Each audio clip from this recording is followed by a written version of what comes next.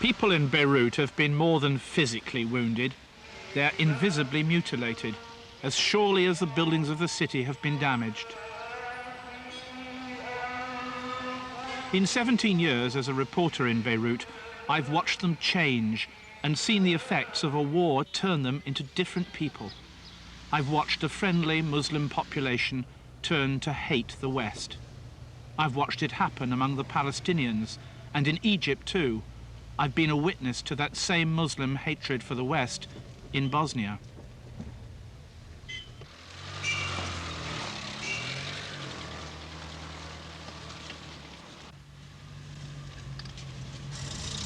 شكرا يا عبد.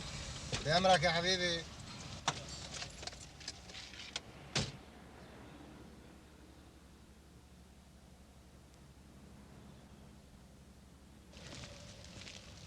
When I arrived in Lebanon in 1976, I never dreamt I would still be here today. Wars, invasions, massacres and kidnappings. I reported them all and am still surprised I didn't fall victim to them. My Lebanese colleague, Hanadi Salman, has found a Muslim Shiite woman she wants me to meet, a refugee from the south whose son was killed fighting the Israelis. How often have I seen these pictures of dead young men? صارت إسرائيل صارت ببلدنا يجوا على الوادي بدهم يفوتوا ينودروا عليهم بالناظور هاي إنه فات دباباتها تفتل علينا عم تضرب أبى نصور أبيك صورة يا أمي قلت له ليش يعني كيف الصورة كانوا بدك ترعى مطرح قال لي لا يا ما بديش رعى مطرح بس جاي عبالي تصور أنا وياك عم جبت فيلم وقاعدين بالجنينة هيك صورنا صورة وقال لي خلص ما بدي منك شيء صورت الصورة عليك كان فايق بالله حامل حاله رايح عم بيقولوا وجه الصبح اللي بيقولوا لابو نبيل انه يا ابو نبيل ابنك مع الفرقة اللي راحت قالوا لا ابني جوا قالوا لا فتنا دورنا على ما لقيناه لقينيه رايح الا بيزعوا بيقولوا في سمير وفلان وفلانة استشهدوا تحت بالوادي. But he was a member of the Hezbollah, I think, wasn't he? بس كان بحزب الله مش هيك؟ يعني كان بالمخفي ما كان معنا خبر نحن ما كان يقلنا انه هيك بس نشوفه نقحم نخبيه يجي معنا ما نحن ما نعرف فيه هيك يعني ما عرفنا الا بالاخر عقب ما راح يعني قالنا هيك. Martyrs, their mothers always call them. Gone to paradise, they fondly believe.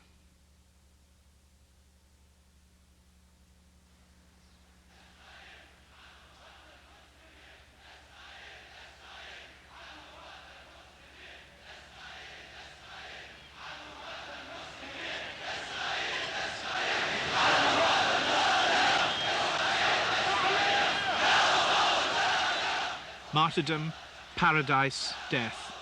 The Hezbollah, the fiercest enemy of Israel and America in the region, believe in all three. How familiar these slogans have become to me. The Independent is the only British newspaper with a staff reporter in Lebanon, and I'm based here as their Middle East correspondent.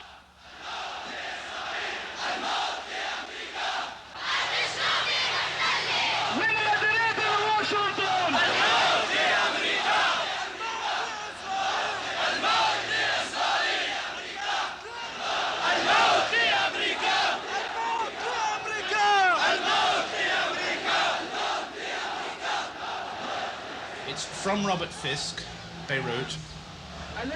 The slogans were familiar, point. Death to America, point. Death to Israel, point.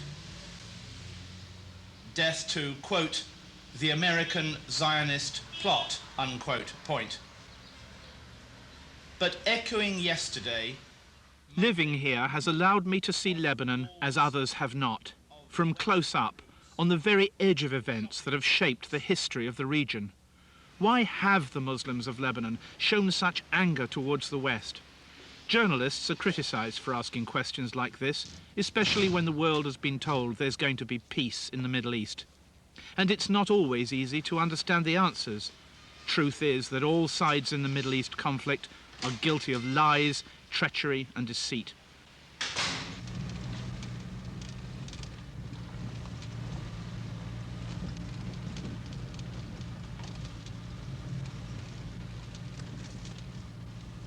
But if you want to understand how so many Muslims came to hate the West, it's not enough to listen to the slogans of the Hezbollah. The Hezbollah have two allies, Iran, which gives them support and money, and Syria, which has 35,000 soldiers in Lebanon. But to see Iran's influence, you must travel across this damaged country and drive the 2 hours to Baalbek. For many years, almost the only Westerners to come to Baalbek were the British and American hostages imprisoned here. All other Westerners were treated as potential spies for Israel, whose air force was trying to locate Hezbollah targets in the town.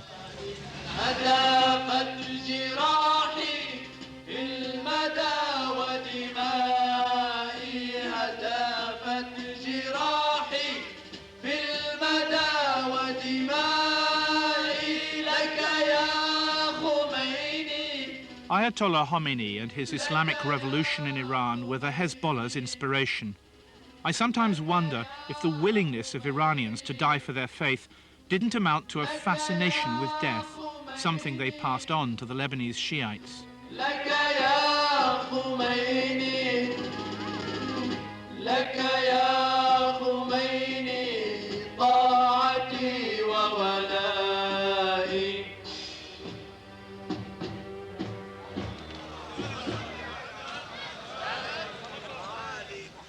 Black flags and mourning symbolize not just this commemoration of the Ayatollah's death, but the Hezbollah's war of resistance against Israel.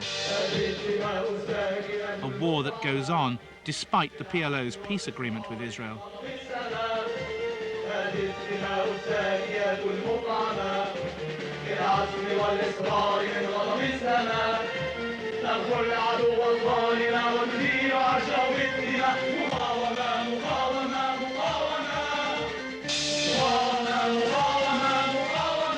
The Iranians sent revolutionary guards here to Baalbek.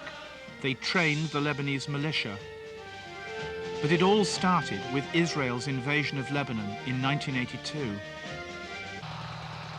That year changed Lebanon forever. It changed us too, made our lives as journalists more dangerous. They were violent, terrible days. Journalists are witnesses to history, and I watched it all. Violence is political as well as physical. During those hot, frightening months, I watched Muslims die in their thousands, killed by the Israelis, by weaponry which was, for the most part, made in America.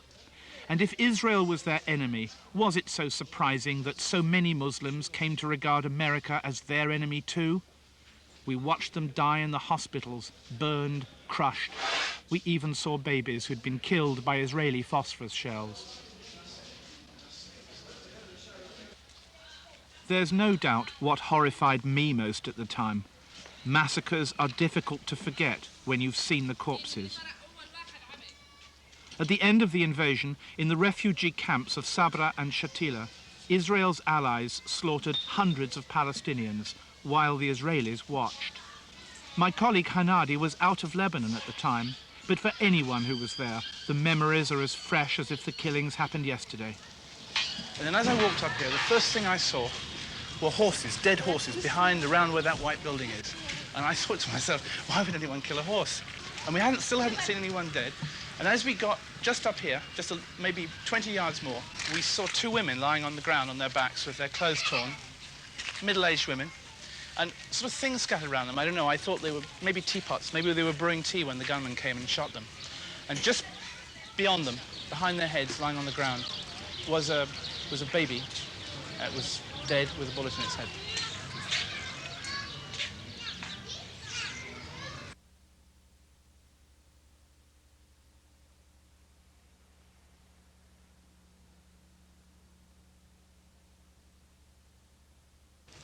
It was a while when we were in here. It was quite a while before we realized that the Christian gunman whom the Israelis had sent in was still in the camp. We heard shooting. So we all got very frightened. And at one point, my two colleagues, Carsten and Lauren, they were somewhere over there. And I could hear them talking, but I didn't know where they were. And I was shouting, Carsten, Lauren! And you could still hear this shooting. And there was a kind of earth embankment, just like this one. The place has changed so much, new buildings, but there was an earth embankment like this, and I tried to climb over it, and I got on top, and when I was on it, it became all kind of spongy, and it moved up and down. And I realized it wasn't an earth embankment, it just had a covering of earth. And when I looked down, I saw a face, an elbow. They were all bodies, somebody's stomach. And I just literally held my breath and jumped off the other side and went running down that road down there, because that's where I could hear my friends' voices. I was so frightened at the time.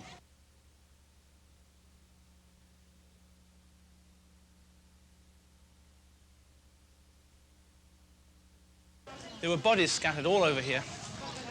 Civilians, all of them. We never saw a gun. Never saw a gun next to anybody here. And the big question we were asking ourselves when we came in here was answered when we stood here and looked up there. Because we were asking all the time, did the Israelis know what was going on? And I'd been in the camp maybe 2 hours before I got to this point, and I looked up at that building, and I saw the flash, the sunlight catching binoculars, the flash on the glass. And when I looked at it carefully, I saw Israeli soldiers on the top. And they were obviously looking at me, so they could see the bodies, so they knew what was happening.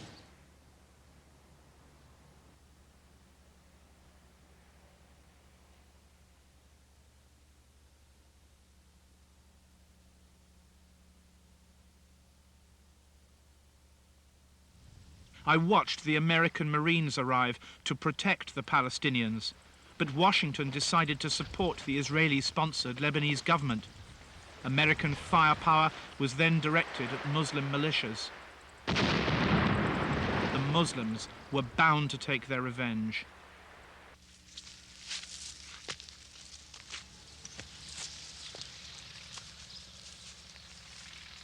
What happened next was to be a trauma in modern American history.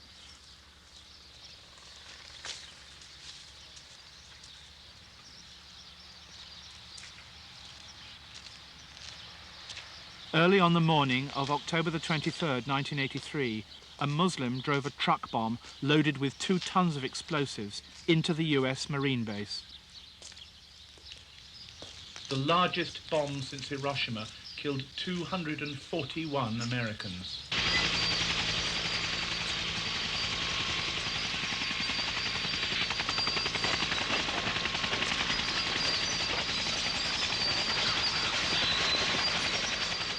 The Americans regarded the suicide bombing as an act of mindless terrorism. The Muslim fundamentalists saw it as their greatest victory against Israel's closest ally.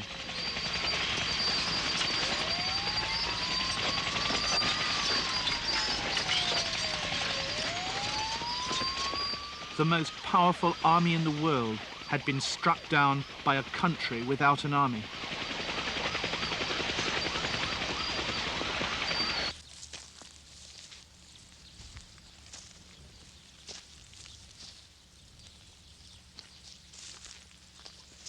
Who were they, these young Americans? Innocent, naive, brave no doubt, inevitably doomed, recording their tragic role in history without realizing their fate.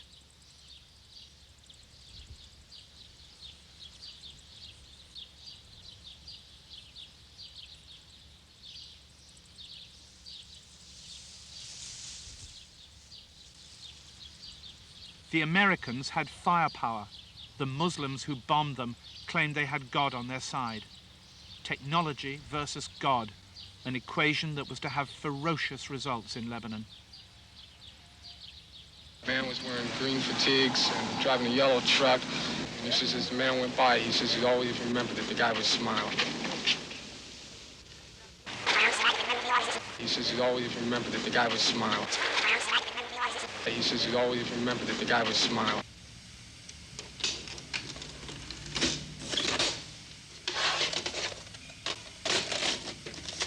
A frightening new weapon had been introduced into the Middle East conflict, the car bomber, as dedicated as any kamikaze pilot, even allowing his comrades to film his own immolation.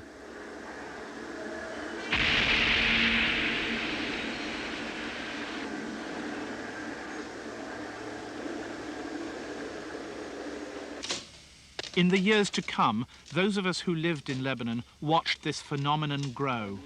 Would-be suicide bombers, some of them inspired by Syria as well as Iran, would record their last messages for the world to watch only hours after they had departed for what they thought would be paradise.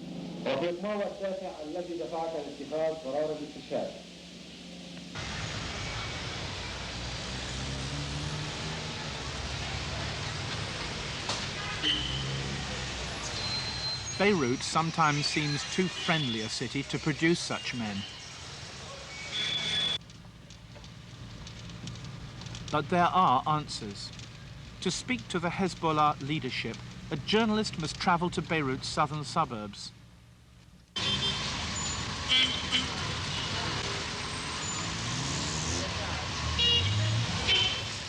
Poverty here mixes easily with faith.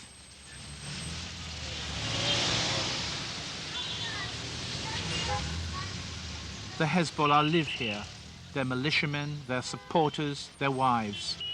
Would-be martyrs often come from these southern suburbs.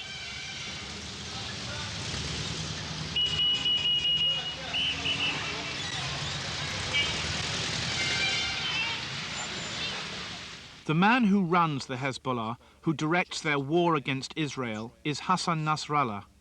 Did he want to take his war into Israel, I asked him?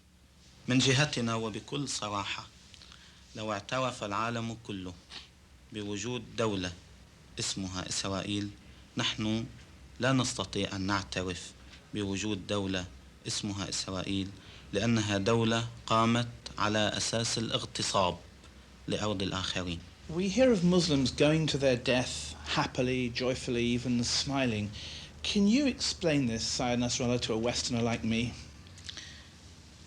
هذه المعاني تجعل الإنسان الذي يقاتل أو يركب كما قلت شاحنته ويدخل إلى قلاع العدو ليفجر نفسه ويستشهد يدخل مطمئن القلب مبتسم سعيد لأنه سينتقل. الموت في عقيدتنا ليس فناء ليس نهاية شيء وإنما هو بداية حياة حقيقية. أفضل تشبيه للإنسان الغربي حتى يفهم هذه الحقيقة تماما كما لو كان هذا الشخص في حمام السونا في داخل حمام السونا وبعد ساعات عديدة هو عطشان جدا متعب جدا مشوب يعني على درجة عالية من الانفعال بالحرارة وقيل له إذا فتحت الباب ستدخل إلى غرفة ناعمة هادئة الكوكتيل ينتظرك والكلمة الطيبة والموسيقى الكلاسيكية سيفتح الباب ويدخل بكل سعادة لا يشعر أن ما تركه غالي بل يشعر أن ما هو قادم عليه أغلى بكثير. لا أستطيع أن أجد مثال آخر الآن حتى أوضح هذه الفكرة لإنسان غربي.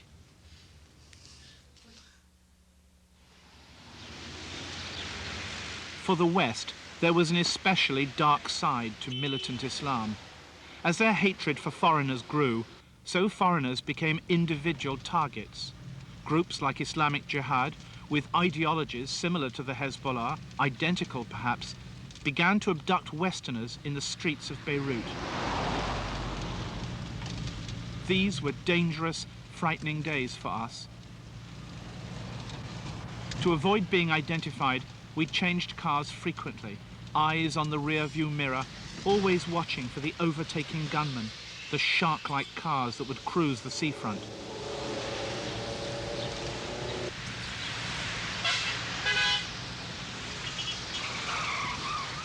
We Westerners like routine, the 9 o'clock drive to the office, the 1 o'clock lunch.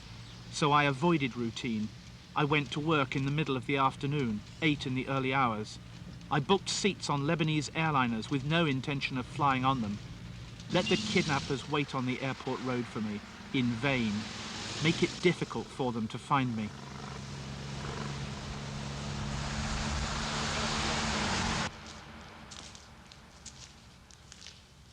All of us, Lebanese and Westerners alike, lived in fear of the underground prison. There were dozens of them, just like this one, 4 floors below ground in West Beirut.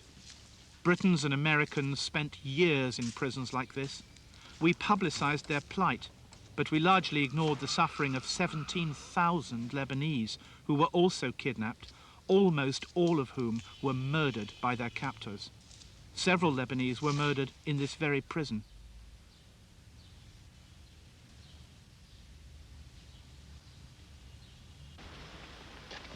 In 1980, an Iranian hit squad led by a Lebanese, Anis Nakash, tried to kill the Shah's last prime minister in Paris. Seized by the French police and sentenced to prison, he was released after Iran demanded his freedom and after Islamic Jihad allowed 3 French hostages in Beirut to go home.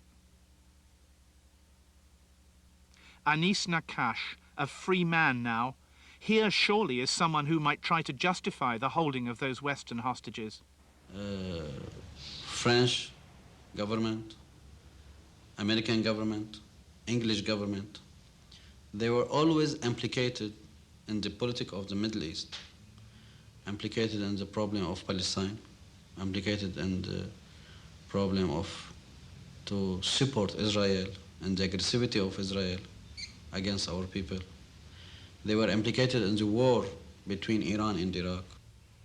And they didn't ask themselves if it was right to support them, if the Iranian people was innocent, if the Iraqi people was innocent or not. So I mean, when they decide a political decision, they don't care about innocent. This is the big lesson. I am sorry to say that the big government give to the poor people like us, to the small country. They give us the lessons. There is nothing to think about the innocent. What is innocent? When we calculate political situation. But if one takes the case of, say, John McCarthy, the British journalist, or my close friend Terry Anderson, the American journalist, these men were truly innocent. There was no way you could say they were involved in any security services or anything else. Yeah. In the case of Terry, his father and brother died while he was in captivity for 7 years. Could you find a way of justifying that on any personal level? No, there is no any justification for this. But there is explication. And there is difference between I justify and I explain. Because now our people, when you see innocent, as I told you before, they say, yes, they were in jail for 6 years or 5 years maybe, innocent, but every day we have innocent, they are died just like yesterday, you know, for example, in South Lebanon, boy, children, women, family, complete family, houses destroyed by the aggression of Israel, and they are also innocent, and nobody do anything to stop this aggression. The headquarters of the Hezbollah is in Beirut, but its war is 60 miles to the south, where Israel occupies a strip of Lebanese territory from which the Muslim militia have pledged to drive it out. Israel says the area it occupies is necessary to protect its northern border from guerrilla attack. Its front line inside Lebanon consists of a series of fortresses running like crusader castles the width of the country. The Muslim villages below them, mostly civilians but with Hezbollah men living there as well, are at the mercy of Israel's hilltop guns.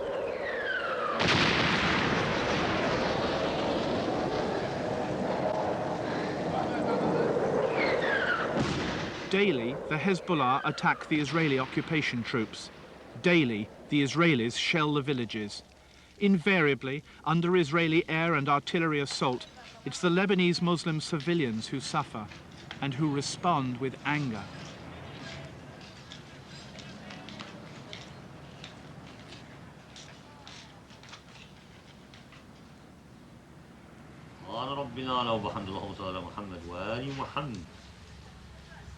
الله أكبر سبحان ربي الأعلى وبحمد اللهم صل على محمد وآل محمد الله أكبر. The Israeli jets with the most advanced American technology, okay, they come and they just turn the house upside down. A guy a kid, he's like maybe 15 or 16 years old, okay, just 200 meters from here. They took him like 4 days. It took, you know, the rescue workers to try to dig deep to find pieces of his body. Why? What did this kid do to you? I mean, it just puzzles me. How can the world just watches on and do nothing? It's just amazing. And then talk about, you know, basic human rights. I mean, the right to live even, it's not respected. بيقولوا عنا حضارة وعنا نحن مع الشعب وبجية ومسمين نحن إرهابية. بتفوت لي عبيتي وأنا بدي أزعبك من بيتي يمكن أنا إرهابي واللي بيهجم لك عبيتك وبيحتلك وبده يذلك ما احنا ما بنقبل ننزل.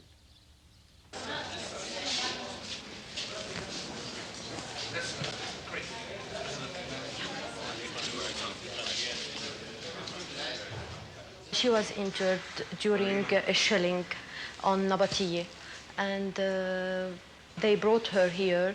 She was shocked, and there was some pieces of bumps in her abdomen. She had a lot of blood lost, and today she was worse, and we had to reopen her because it's usually after a bomb injury we have some complications because it's infected. كنا على الطريق وهربانين من البيت ضربوا صاروخ تاني ما عادش عرفنا حالنا نحن وين. كل واحد راح لميل تاني يعني تخبينا. ماما أثرت وصارت تنزف. افتكرتها إنه ماتت لما صرت عيط لها وصرخ لها. كنا نعيط لبعضنا ما نسمع من الجدار صوت طيارة ما نسمع شيء. إن ماما استشهدت ماتت ما عاد تحكي شيء لأنه ما عاد فيها انقطع نفسها. بس لما طلع خيي حملها وجابها لقيناها عم تنزف. Even children are wounded, and 3 weeks ago there was a shelling on Arab Salim and we had 2 children dead.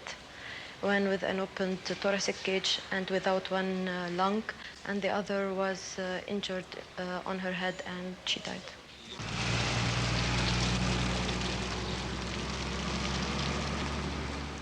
I've traveled to see the United Nations in southern Lebanon more than 100 times. They've been there since 1978, when the UN demanded an Israeli withdrawal. But the Israelis paid no attention. And like the Muslims of Bosnia, the Muslims of southern Lebanon can't rely upon the UN to protect them.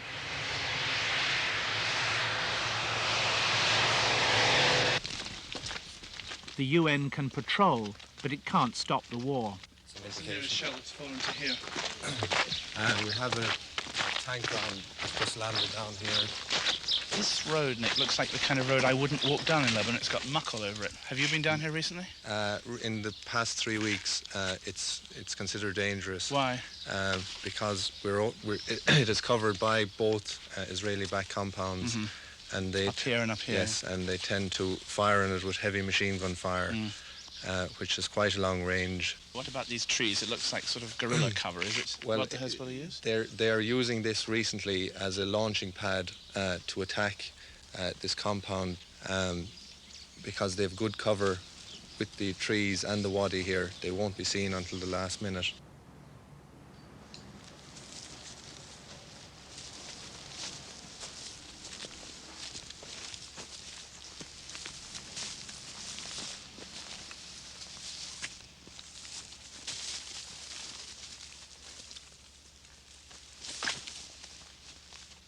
The Hezbollah have never before allowed their fighters to appear on Western television.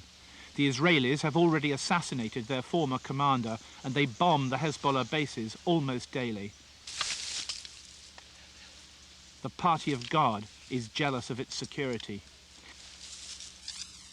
These 2 men, less than 500 meters from an Israeli position in southern Lebanon, expect to die in their war against Israel.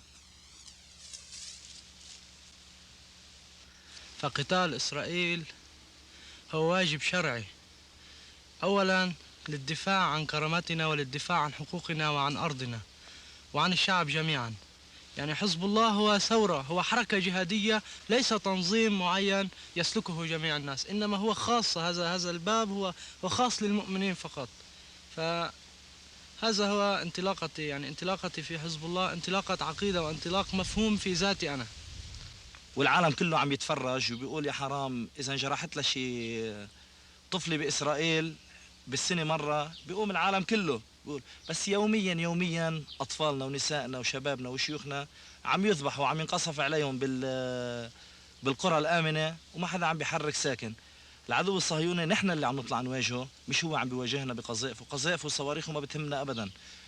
نحن مبتغانا الشهادة، نحن عم نروح نواجهه، عم نقتحم قلب الحصون تبعون العدو مشان ننال الموت وننال الشهادة. وبنعتبر إنه اللي الله ما وفقه، يعني لا حول ولا قوة إلا بالله، بيكون وفق إنسان غيره الله اختاره، بيكون مقرب لله أكتر. Sometimes Israeli civilians are also killed. How do you feel when you hear that an Israeli woman and child, for example, have been killed? أي طفل بالعالم مش ضروري يكون مسلم، إذا مات بريء بتألم عليه أكيد وبتأسف، بس بالوقت ذاته بحمل المسؤولية لدولته، لأنه هي معتدية على شعبنا. يعني شعبنا له كل الحق إنه يرد وين ما كان في حال إن وجع الشعب. يعني وقت إسرائيل بتيجي تقصف بطيرانها تقصف المدنيين وتقتل الأطفال والأبرياء، إذا شعبنا رد وعمل ردة فعل وراح من المدنيين عندهم، المسؤولية تتحملها إسرائيل، مش شعبنا اللي عم بيدافع عن حقوقه وعن أرضه. In Lebanon, in the Middle East as a whole, who do you hold responsible for the events that are taking place here? واقعا في كلمة جوهرية قالها إمام الخميني المقدس، إن كل مصائبنا هي من أمريكا.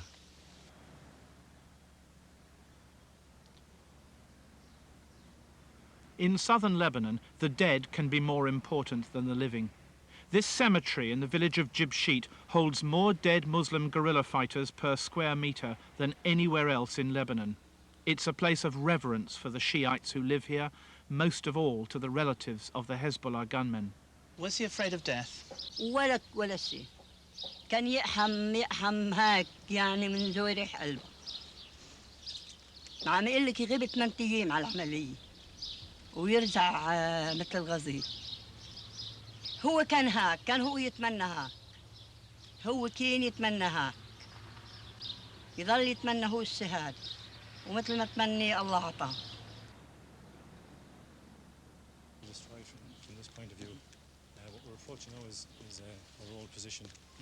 Over the years, the Hezbollah and the civilians have not been the only victims of the Israelis in southern Lebanon.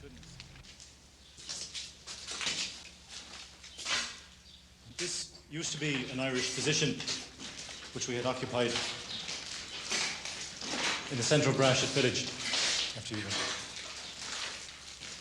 Quite obviously we haven't been here recently. And this was the very room where Corporal Dermot McLaughlin was killed. He had come back from leave and he was sleeping here from the compound above Brashet compound. One Merkava, Israeli Merkava, fired a direct round here. Israeli tank? An Israeli tank, yeah. His comrades were down below. They tried to get up the stairs, but the rubble had blocked the entrance to the room. They could hear him screaming. And within 3 minutes, a second tank round from the same position came in, anti-personnel flechette round, and subsequently killed him. Why?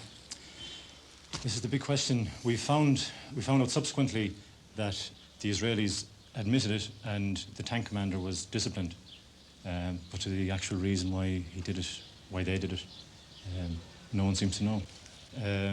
I suppose that they're trying to stop the locals from supporting Hezbollah, but... And does it succeed, this policy? I don't really think so. I think if people are going to support any of those organisations, they will, and intimidating them by firing tank fire, I don't think will have any effect. Are there still Merkava tanks up there? Are there still Israeli? A Merkava tank in the last 5 days has fired 7 direct tank rounds into another house further to our east. In the same village? In the same village, yeah. And why? We haven't got the explanation for that one either, I'm afraid, Bob.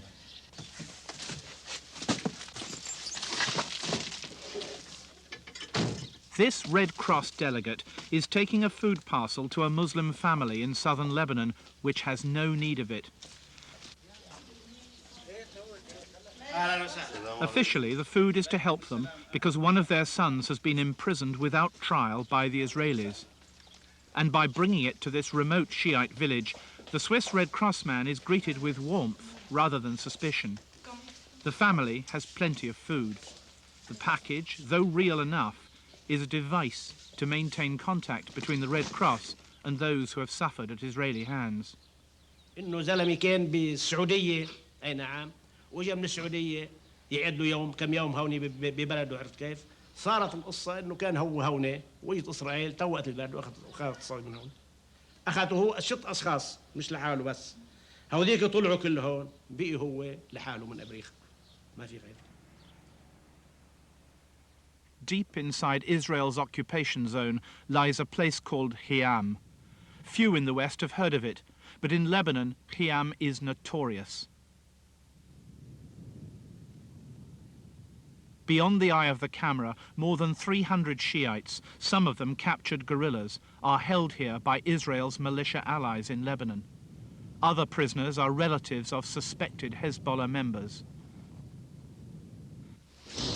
These rare pictures of the jail give no idea of the conditions inside. Torture, according to Amnesty International, has been routine. عندهم آلة كهربائية عادة للتعذيب فيها سلكين كهربائيين. أول مرحلة بالعذاب بيحطوا السلكان بأصابع المعتقل، يعني بيحطوا لي السلكان بأصابع إيدي. بيحاولوا يعذبوني بهاي المرحلة. إذا اعترفت عن أشياء هني بدهم إياها بيكون مش الحل. إذا ما اعترفت بيحاولوا ينقلوا الأسلاك الكهربائية أو من إيدي لديني للأذنين أو بيحطوها باللسان. بيحاولوا يحطوا سلك كهربائي باللسان على أساس يتفاعل مع الجسم وبيكبوا على الأسلاك مي. These people have basic rights which have to be granted. They have to be able to get in contact with their families. The ICRC must be allowed to visit them. And their cases have to be reviewed at least twice a year. And none of these rights are granted to these people. What pressure can you bring to bear on the Israelis? Our possibilities to make pressure are very small.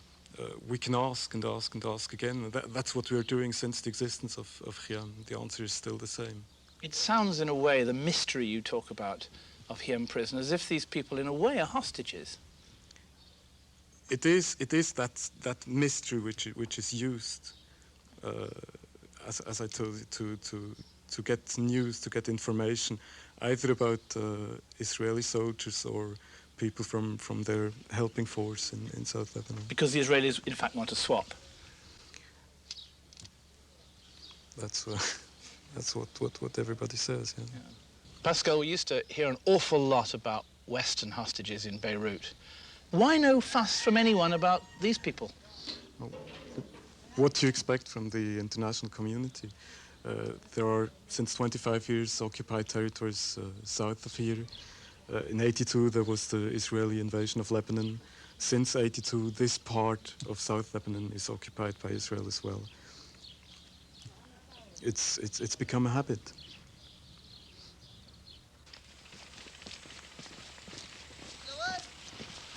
Hello, it's me, Robert Fisk, for Chabel. In English, en français, je suis Robert pour Chabel. Télévision. Robert! Wait here, I'll go on then.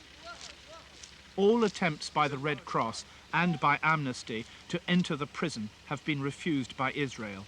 Merely to approach the occupation zone can be dangerous. Fearful of guerrilla attacks and car bombers, the Israeli-paid Lebanese militiamen at the front line allow only one person at a time to approach their checkpoint. Requests to visit Khiam are given short shrift.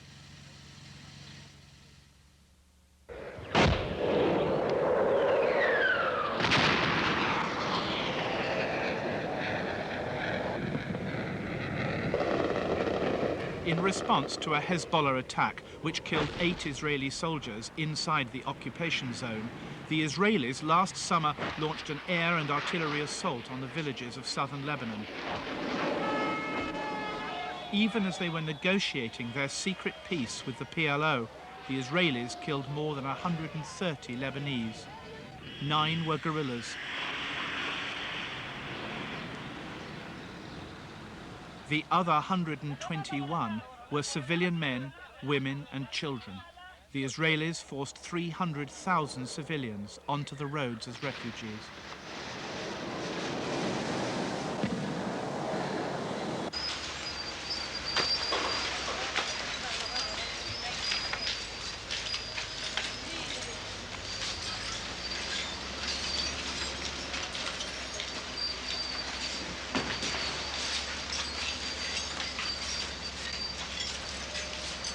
انه شو بدهم مننا يعني؟ شو بدهم مننا حتى نقرب لهم اذا عنا شيء يعني؟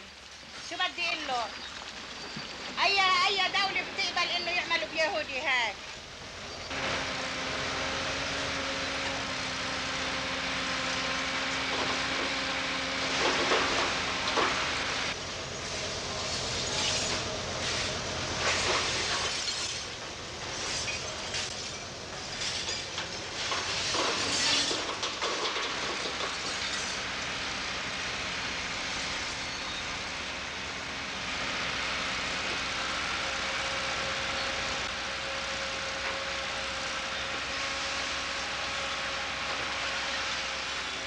كان بعد ما كان الكسف على بلدة جبشيت هرب هو العائلة لهون على بلدة عبا.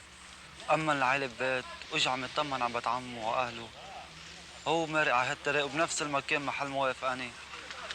وإجا بسيارة نازل من صف جبشيت لهون والطيارة الحربية لحقتها.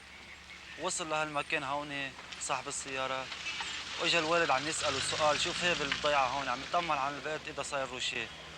وإذا بالطيارة كان ضاربة هون المطرح هون وهالأذان مثل ما شايف نزل هون حد منه. بعد ما نزل الأذان نزل حياة الباطون عليه هون والوالد استشهد. بعد ما استشهد الوالد يعني بعد هالشيء اللي عملته إسرائيل كلنا منصور يعني ضد إسرائيل ومقاتلين ضد إسرائيل.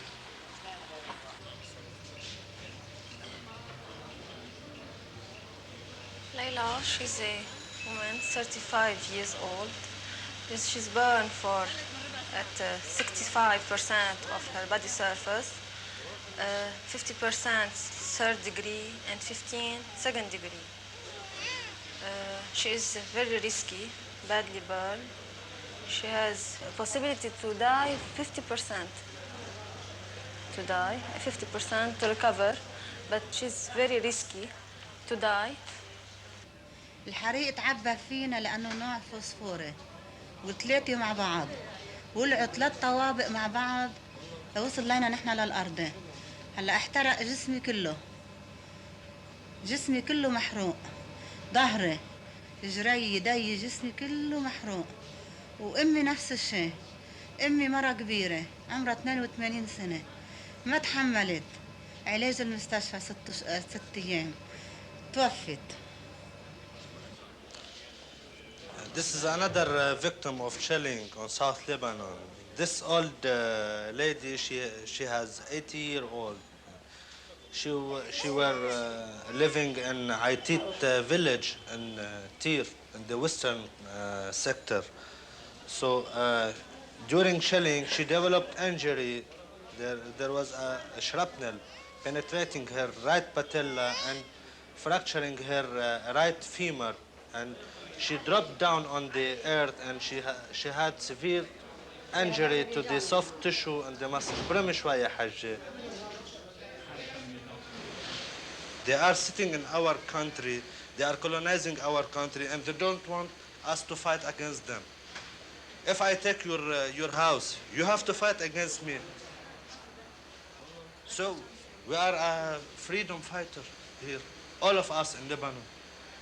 We are freedom fighters.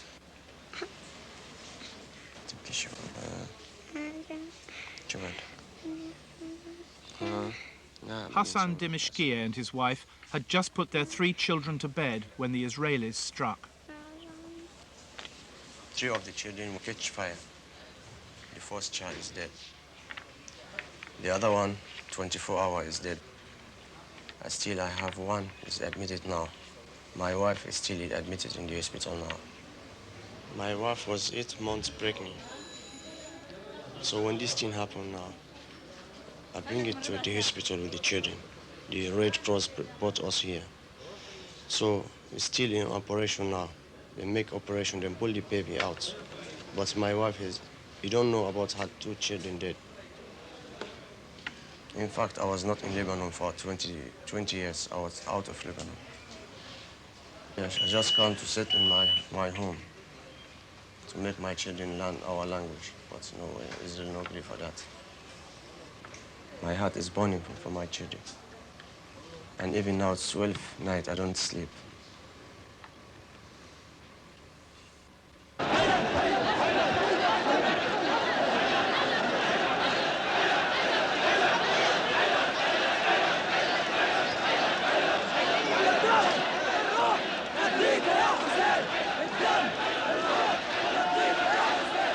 How deep does anger run in southern Lebanon?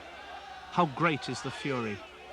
How does a journalist calculate the frustration of ordinary men and women who've come to see themselves as perpetual victims of the West?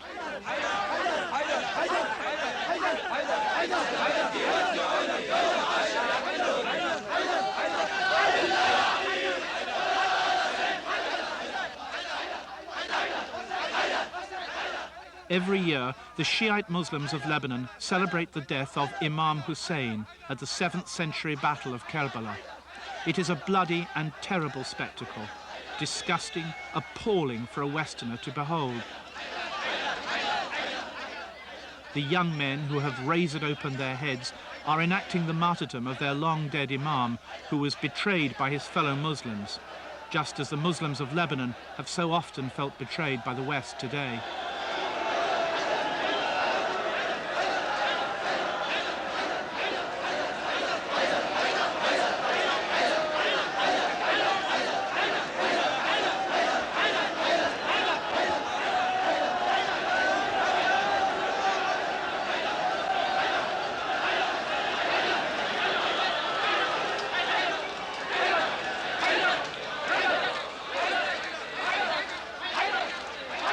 We have no problem with the Jews is our religion. We have problem with the Zionism, who are kill us, or he are destroy us, he are destroy our home, he occupied our land. He are occupied now our land. We don't need the power. The power from Allah. The victory, the victory, not, we don't need. Allah, he gave us the victory.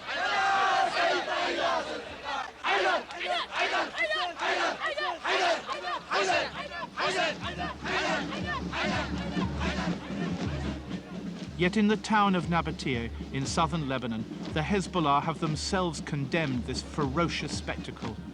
There is no blood ritual with them. When the Hezbollah remember the death of the Imam Hussein, they do so with a drumbeat of passion that is far more frightening.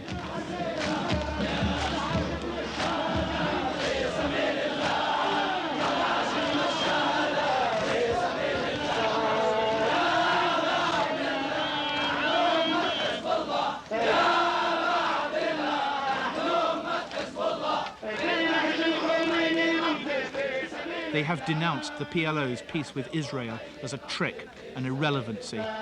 The word God is on all their banners. Iran supports them. Syria too, despite its participation in peace talks with Israel.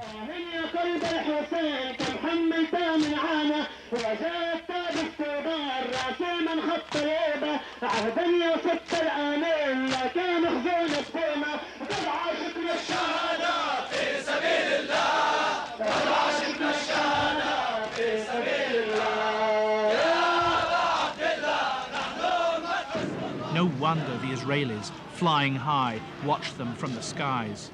Theology versus technology. Who will win?